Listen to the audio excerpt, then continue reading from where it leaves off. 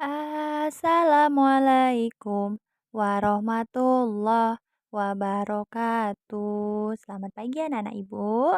Gimana kabar kalian hari ini nak? Alhamdulillah ibu berharap kalian semua masih dalam keadaan yang baik-baik saja. Dan semoga kita semua masih dalam lindungan Allah Subhanahu wa Ta'ala. Amin, amin ya Robbal 'Alamin. Oke nak, jadi hari ini kita bertemu kembali ya nak, tetapi melalui video pembelajaran. Oke, sebelum memulai belajar, ada baiknya kalian berdoa terlebih dahulu. Setelah berdoa, mari sama-sama kita mengucapkan lafaz basmalah. Bismillahirrohmanirrohim. Oke nak, sekarang silahkan dibuka bukunya. Kita sudah masuk di materi tema 5 subtema 1 pengalaman di rumah, pelajaran matematika, pembelajaran 4 dan 6. Jadi materi kita di sini adalah tentang jangka sorong dan fungsi alat ukur. Jadi di sini Ibu mau tanya nih, siapa yang sudah pernah melihat jangka sorong? Oke, jadi inilah dia gambar jangka sorong ya nak. Oke.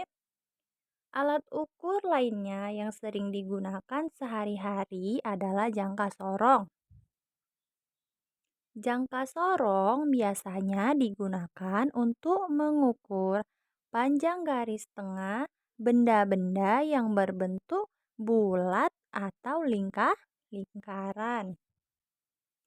Jangka sorong hanya mampu mengukur sampai 30 cm aja ya nak. Contoh benda yang dapat diukur menggunakan jangka sorong. Yang pertama adalah kelereng, yang kedua adalah pensil, yang ketiga adalah mur, dan yang keempat adalah cincin. Secara umum, jangka sorong terdiri atas dua bagian, yaitu bagian yang pertama adalah bagian tetap dan bagian kedua adalah bagian geser atau bergerak. Oke, kita lanjut. Di sini ada percakapan antara ayah dan Beni. Jadi, si Beni bertanya kepada ayahnya, "Ayah, apakah nama benda ini?" Lalu ayah menjawab, "Benda ini disebut jangka sorong." "Apa kegunaan benda ini, ayah?" Lalu ayah menjawab, "Gunanya untuk mengukur benda yang berbentuk lingkaran seperti mur dan pensil." Oke. Jadi di sini ada, perhatikan gambar berikut. Berikan tanda centang untuk benda yang dapat diukur menggunakan jangka sorong. Oke. Jadi sudah Ibu jelaskan, jangka sorong itu mengukur benda-benda yang berbentuk bulat atau lingkaran ya nak. Jadi harus diingat ya. Oke, gambar yang pertama. Bisa nggak diukur menggunakan jangka sorong? Iya. Jawabannya bisa. Yang mana dia yang berbentuk bulatnya, nak? Oke, itunya ya, nak, pegangannya. Oke, kita lanjut. Nomor 2, bisa nggak diukur menggunakan jangka sorong? Tidak bisa ya, nak, karena tidak ada permukaannya yang berbentuk lingkaran. Oke, nomor 3, bisa nggak? Iya, bisa ya. Oke, yang mana dia berbentuk bulat? Itu permukaannya ya, nak. Oke, nomor 4, bisa nggak benda tersebut diukur menggunakan jangka sorong? Iya, bisa ya. Permukaannya yang mana? Oke, pegangannya juga ya, nak.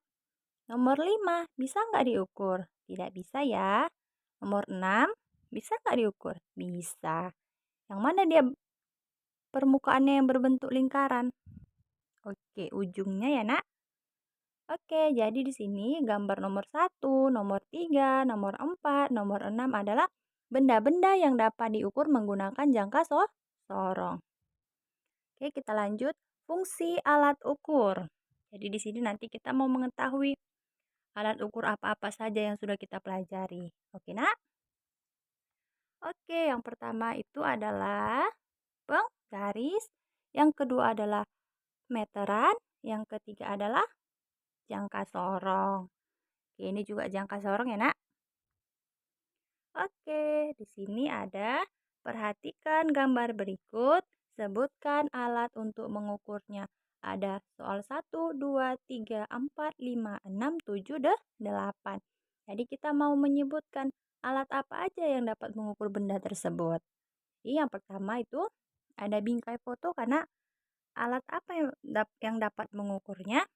Oke, adalah penggaris. Oke, jadi nanti di sini tugas kalian mengerjakan di buku tulis tematiknya soal nomor 2, 3, 4, 5, 6, 7, dan 8. Oke, jadi tugasnya jangan lupa dikerjakan untuk materi hari ini. Bisa ya, Nak? Oke, jadi Ibu akhiri pertemuan hari ini dengan mengucapkan lafaz hamdalah.